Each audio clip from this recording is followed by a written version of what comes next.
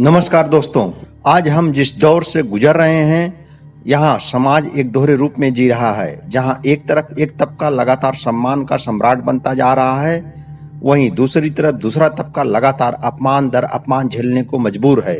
यह तबका कितना भी कोशिश करे, लेकिन वह इस परिस्थिति से उबर ही नहीं पा रहा है। हर जगह हर परिस्थिति में उसे जलालत पर जलालत झेलने पर मजबूर होना पड़ रहा है, जिसकी वजह से वह न तो नाम, शोहरत, पद, प्रतिष्ठा बना पा रहा है, न ही एक गरिमापूर्ण जीवन जी पा रहा है। कभी कभी तो स्थिति ऐसी बन जाती है कि उसके अपने ही उसका साथ छोड़ने लगते हैं। इन सब परिस्थितियों के कारण ऐसे लोगों के बीच एकाकीपन, आत्मकुंठा घर करती जा रही है। उसके अपने भी किसी भी शर्त पर भाव नहीं देने को तैयार हैं। इन्हीं सब कारणों से ऐसे निरस्ता भरे जीवन से उबरने के लिए, गरिमापूर्ण जीवन जीने के लिए, सम्माननीय एवं स्वस्थ मस्त माहौल बनाने के लिए, नाम, शोहरत, पद, प्रतिष्ठा कमाने के लिए हमारे देश के एक बहुत ही महान आचार्य चाणक्य, जिन्हें पूरी दुनिया कौटिल्य के नाम से भी जानती है, एक ऐसे कूटनीतिज्ञ थे जिनकी वजह से एक सामान्य सा बालक चंद्रगुप्त मौर्य पूरे भारत का एक छत्र सम्राट भी बनता है।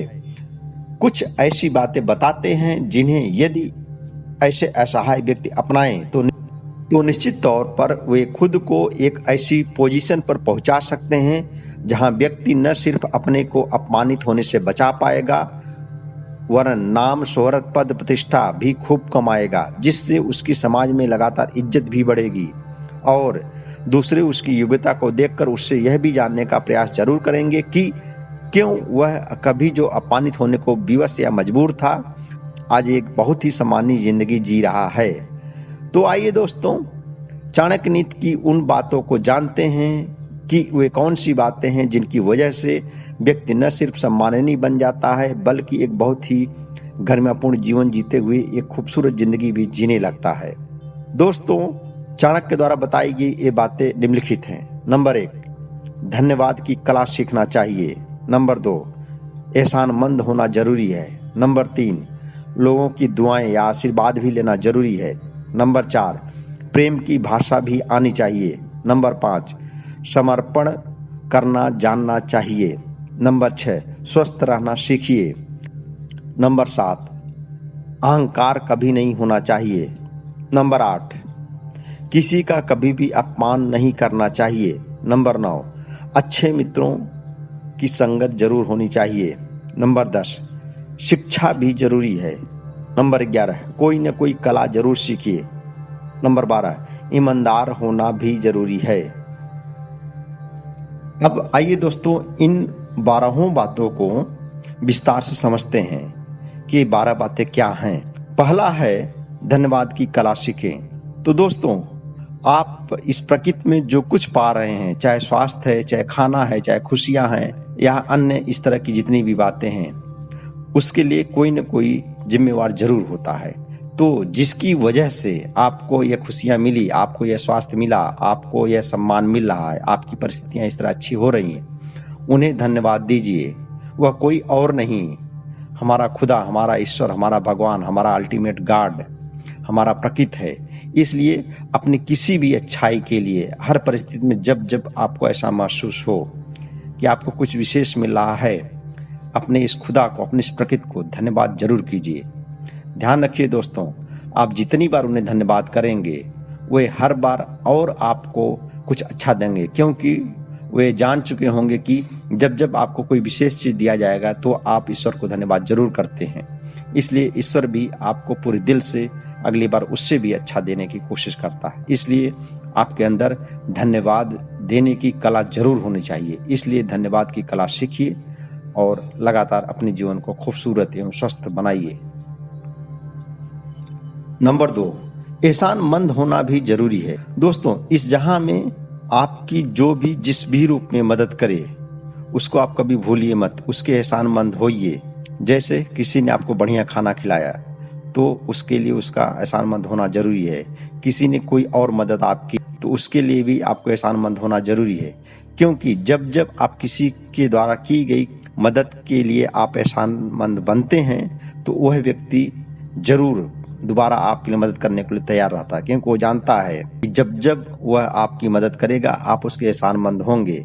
ऐसे में वह व्यक्ति हर बार आपका मदद करने का जरूर कोशिश करेगा और लगातार आपके लिए मददगारों की एक लंबी कतार खड़ी हो जाएगी, जिससे कभी भी जिंदगी में आपका कोई काम रुकेगा नहीं और सफलतापूर्वक आपका प्रत्येक काम होता चला जाएगा, जिसकी वजह से आप निश्चित तौर पर वहां जरूर पहुंच पाएंगे जहां आप पहुंचना चाहते हैं। तो दोस्तों, एहसानमंद होना भी जिंदगी में जरूरी है।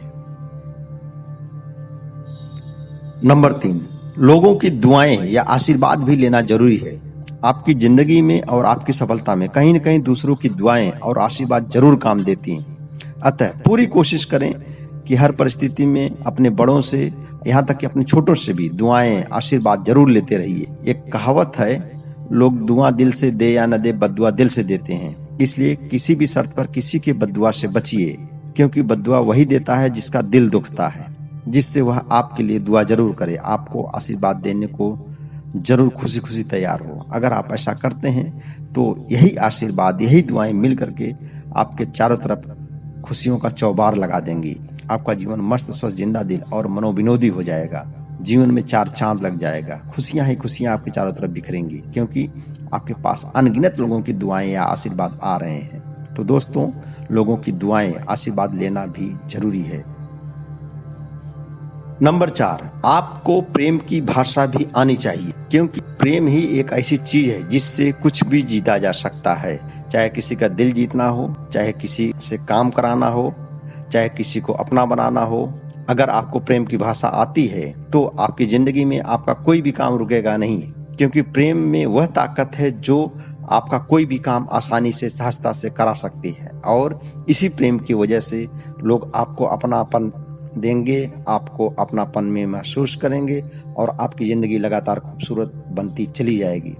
और निश्चित तौर पर इस प्रेम के बूते दुनिया की सबसे ऊंची सीढ़ी भी आप चढ़ सकते और वह पा सकते हैं जो आप अपनी जिंदगी में पाना चाहते हैं। तो दोस्तों, आपको प्रेम की भाषा भी जरूर आनी चाहिए। इसीलिए अपने यहाँ एक कहावत भी है, प्रेम का पीड़ा सच्चा सुख है, प्रेम बिना यह जीवन दुख है, प्रेम करो रे जोगी प्रेम करो।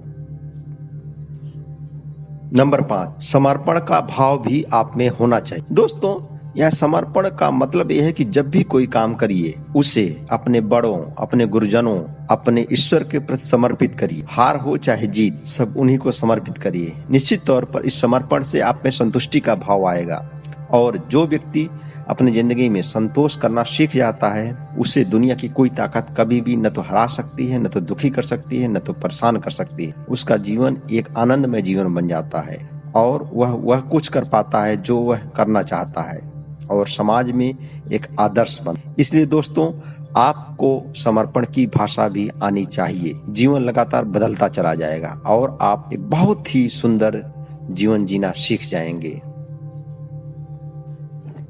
दोस्तों, अगला बात है, आपको स्वस्थ रहने की कला भी सीखनी चाहिए। अंग्रेजी में कहावत है, healthy mind in healthy body. अगर आप स्वस्थ हैं तो आपका दिमाग भी स्वस्थ होगा और ठीक से चलेगा, जिसके वजह से आप वह कुछ भी कर पाएंगे जो आप करना चाहते हैं। दूसरे शब्दों में कहें कि आप जितने स्वस्थ हैं उतने आप क्रिएटिव होंगे, रचनात्मक होंगे, सृजनात्मक होंगे। और आप जितने रचनात्मक होंगे, सृजनात्मक होंगे, उतना ही बेटर लगातार करते चले जाएंगे और अपनी जिंदगी में वह सब कुछ भी आसानी से पा जाएंगे, जिसको पाने के लिए लोगों को एड़ी चोटी एक करनी पड़ती है। अतः किसी भी शर्त पर अपने स्वास्थ्य को वरीयता दें और स्वस्थ रहें। स्वस्थ रहने की कला सीखिए, भारतीय पद्धति आयुर्वेद को अपनाइए। आप प्रकृति से जुड़िए, प्रकृति के साथ चलिए। निश्चित तौर पर आपका जीवन एक अच्छे स्वास्थ्य से भर जाएगा और एक स्वस्थ जीवन में, जिसकी वजह से आप वो सब कुछ भी आसानी से कर सकते हैं जिसे करने में अस्वस्थ रहते हुए आप कठिनाई महसूस कर रहे थे, और एक बहुत ही शानदार जीवन जी पाएंगे। क्योंकि जब तक स्वास्थ्य नहीं है तब तक धन, शोहरत, नाम, पैसे का कोई मजा नहीं है। आपके पास सोचिए, करोड़ों रुपए हो, अगर आपके पास स्वास्थ्य न हो तो क्या आप चीनी का मजा ले सकते हैं, मिठाई का स्वाद ले सकते हैं? नहीं ना। अगर आपके पास दांत ना हो तो भुने हुए चने का स्वाद ले सकते हैं? नहीं ना। गन्ने का रस चूस सकते हैं? नहीं ना। अतः आप सबसे पहले स्वस्थ होइए, स्वास्थ्य को पहली वरीयता दीजिए, जिंदगी निश्चित तौर पर बढ़िया हो जाएगी। 7वीं बात है दोस्तों, किसी भी शर्त पर, किसी भी परिस्थिति में, किसी भी बात को लेकर अहंकार नहीं होना चाहिए। क्योंकि यदि आप अहंकारी बने तो आपके अच्छे लोग भी आपसे कटते चले जाएंगे और आप अकेले पड़ जाएंगे। यदि आप अकेले पड़े तो दुनिया में कुछ भी जीत नहीं सकते। तो दोस्तों, किसी भी शर्त पर किसी भी बात को लेकर कभी भी अहंकार नहीं होना चाहिए, चाहे वह अहंकार धन का हो, चाहे वह अहंकार सुंदरता का हो, चाहे वह अहंकार पैसे का हो, चाहे वह अहंकार पद प्रतिष्ठा का हो, क्योंकि यह सब के सब नश्वर है। अतः अहंकार किस बात? अहंकार करना है तो समर्पण का होना चाहिए, धन्यवाद का होना चाहिए, प्रेम का होना चाहिए, एहसानमंद का होना चाहिए। इन भौतिक चीजों का कोई अहंकार नहीं हो, क्योंकि यह सब नश्वर हैं, एक दिन निश्चित तौर पर खत्म हो जाएंगे। अतः इनके प्रति कभी भी किसी भी परिस्थिति में कोई अहंकार नहीं। अगर आप ऐसा कर पाते हैं, अहंकार न करने की कला सीख पाते हैं, तो निश्चित तौर पर आपका जीवन बहुत ही शानदार हो जाएगा और आप एक आदर्श बनेंगे। 8वीं बात, किसी का कभी भी अपमान न करें। दोस्तों, आप चाहे हाथी ही क्यों न हो, अगर चींटी का भी अपमान करेंगे तो मौका पाने पर वो आपके सूंड में घुसकर आपके विशालकाय शरीर को नाश कर सकती है।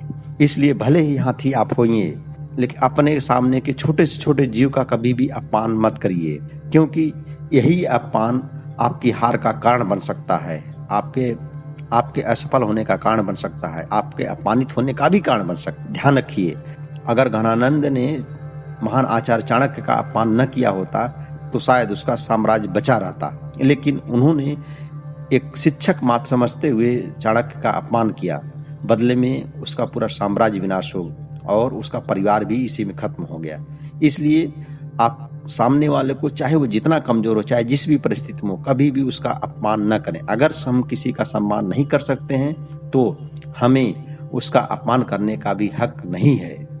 इसलिए हमारे अंदर किसी के भी अपमान न करने की कला भी आनी चाहिए, जिसकी वजह से हमारा जीवन निश्चित तौर पर सफलता की राह पर अग्रसर रहेगा और हम लगातार सफल होते चले जाएंगे। तो दोस्तों, किसी का भी अपमान न करने की कला भी जरूर सीखें। नंबर 9, अच्छे मित्रों की संगत भी जरूरी है। अर्थात आपके पास अच्छे मित्र जरूर होने चाहिए, क्योंकि कभी भी बुरी परिस्थिति में अगर आपके पास अच्छे मित्र हैं तो आप उस बुरी परिस्थिति से आसानी से निकल सकते हैं, उबर सकते हैं, और आपको एहसास भी नहीं होगा कि कब बुरी परिस्थितियां आपके सामने आई और चकनाचूर हो गई। इसलिए आपके पास जितने भी अच्छे मित्र बन सकें, जितने भी अच्छे दोस्त बन सकें, उनको बनाइए। अगर आपके पास अच्छे मित्र हैं तो निश्चित तौर पर आपके पास किसी की कमी नहीं होगी। आपको भगवान श्री कृष्ण और सुदामा की कहानी तो ख्याल ही होगी। सुदामा गरीब जरूर थे, लेकिन उन्होंने कृष्ण को अपना दोस्त बनाया था, जिसकी वजह से सोचिए वो पूरे भुवन का सम्राट बन गए। क्यों? क्योंकि उन्होंने एक अच्छा मित्र बनाया था। इसी तरह से अगर आपके पास अच्छे मित्र हैं तो आपको किसी भी चीज की कभी भी कमी नहीं रहेगी। इसलिए कोशिश करिए आपके पास अधिकतम संख्या में अच्छे मित्र जरूर हों, जो हर परिस्थिति में आपके साथ खड़े रह सकें। वैसे मित्रों की कोई जरूरत नहीं जो सिर्फ चाय पीने आते हैं, अवसरवादी होते हैं। जब तक उनकी जरूरत है आपसे जुड़े हुए हैं, नहीं तो अलग हो जाते हैं। मित्र तो वह सही है जो आपके अच्छे के साथ साथ बुरे परिस्थिति में साथ दे। इसलिए अच्छे मित्रों की संगत जरूर बढ़ाइए, जिससे जीवन आपका बहुत ही सहज और सरल हो जाएगा। नंबर 10, शिक्षित बनिए। दोस्तों, आज के दौर में सफलता के लिए शिक्षा जरूरी है। आप चाहे जिस क्षेत्र में काम कर रहे हो, राजनीति हो, ध्यान हो, योग हो, स्वास्थ्य हो, या कहीं भी कोई भी आपका पेशा हो, अगर आप शिक्षित नहीं हैं तो कहीं न कहीं आपका शोषण जरूर होगा, क्योंकि न तो आप अपने अधिकार जान पाएंगे, न ही अपने कर्तव्य। जितना ज्यादा से ज्यादा हो सके पूरी कोशिश करें, उतना शिक्षा आप ग्रहण करेंगे। हो सकता है कि आपको सरकारी संस्थानों का एकेडमिक रिकॉर्ड न मिले, कोई बात नहीं। आप अनुभव के लिए अच्छे अच्छे साहित्य पढ़ें, अच्छी अच्छी प्रेरणादायक किताबें पढ़ें, बुद्धिजीवियों की जीवनी पढ़ें। निश्चित तौर पर आपका मानसिक स्तर बहुत ऊंचा उठेगा, और जब मानसिक स्तर ऊंचा उठेगा तो आप कोई भी काम सहजता और सरलता से कर पाएंगे और वहां पहुंच पाएंगे जहां आप पहुंचना चाहते हैं। ध्यान रखिए दोस्तों, आधुनिक भारत में बाबा भीमराव अम्बेडकर साहब को एक दलित या पिछड़े या अछूत समाज के होते हुए भी इतना सम्मान सिर्फ इसीलिए मिला क्योंकि वे शिक्षित हुए। अर्थशास्त्र में, संविधान में, कानून में, समाज में इतना उन्होंने अध्ययन किया, इतना उन्होंने लिखा, आज पूरी दुनिया उनको नमन करती है। एक तबका तो उनको खुदा से भी ज्यादा सम्मान देता है, क्योंकि वह तबका सम्मान पाया तो उसके सिर्फ वजह बाबा भीमराव अंबेडकर साहब थे, और बाबा भीमराव अंबेडकर साहब की ताकत सिर्फ उनकी शिक्षा थी। इसलिए अगर आप शिक्षित हैं, आपके पास ज्ञान है, यह ताकत आपके पास है, तो दुनिया में वह सब कुछ कर सकते हैं जो आप करना चाहते हैं। इसलिए शिक्षा पर पहली वरीयता दीजिए। जितना अधिक से अधिक हो सके आप ज्ञान पाइए, और हर विषय का ज्ञान पाएंगे तो ज्यादा अच्छा रहेगा, ज्यादा सकुशल जीवन जी पाएंगे। नंबर 11, कोई न कोई कला जरूर सीखिए। दोस्तों, यह जरूरी नहीं कि हम अच्छे गायक बने, यह जरूरी नहीं है कि हम अच्छे संगीतकार बने, यह जरूरी नहीं कि हम एक अच्छे डांसर बने।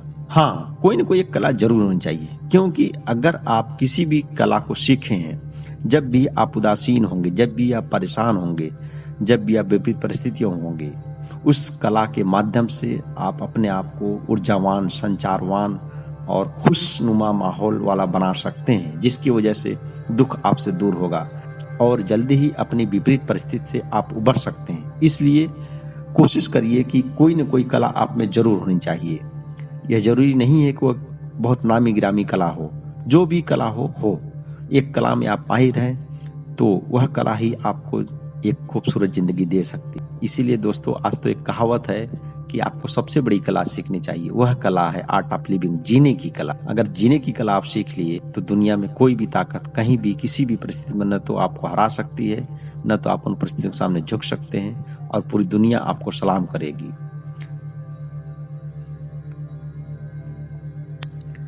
नंबर 12, ईमानदार होना जरूरी है। दोस्तों, आपके जीवन का चाहे जो क्षेत्र हो, चाहे संबंधों का हो, चाहे नौकरी का हो, चाहे काम का हो, चाहे पैसों का हो, अगर उसमें आप ईमानदारी में हैं तो निश्चित तौर पर आप न सिर्फ संतुष्ट रहेंगे बल्कि खुश होते हुए लगातार आगे बढ़ेंगे, और कभी भी आपको कहीं झुकना नहीं पड़ेगा, क्योंकि आपने ईमानदारी से वो काम किया है। हार और जीत जीवन का एक अंग हो सकता है, लेकिन आपका आधार तो ईमानदारी है। इसलिए कभी भी आपको कहीं झुकना नहीं पड़ेगा। आप रंग से राजा भी बन सकते, क्योंकि ईमानदारी की वजह से कौन आपके प्रति आकर्षित होगा आप नहीं जानते हैं, और ईमानदारी का परिणाम यह होता है कि वे रंग खोते हुए भी राजा बन जाते हैं। उनको पुरस्कार में वो सब कुछ मिल जाता है जो शायद मेहनत करके वो न पा पाते। उन्होंने वह चीज सिर्फ इसलिए पाया क्योंकि वो ईमानदार थे। अतः पूरी कोशिश होनी चाहिए कि आप ईमानदार बने। अंत में दोस्तों, मैं इस बात के लिए पूरी दिल से आपका एहसानमंद रहूंगा और आपको धन्यवाद दूंगा कि आप अभी तक मुझे लगातार सुनते रहे हैं और कुछ न कुछ सीखने की कोशिश की है। अगर दोस्तों आपकी जिंदगी में मैं थोड़ा सा भी बदलाव कर पाया तो हमारे लिए बहुत ही खुशी की बात होगी, और मेरा उद्देश्य भी यही है कि हर जीवन में एक नया संचार हो, एक नई खुशियां हो, सब खुश, स्वस्थ और मस्त। दोस्तों, अगर मेरी बात अच्छी लगी हो तो आप हमारे चैनल को सब्सक्राइब भी कर सकते हैं। धन्यवाद दोस्तों।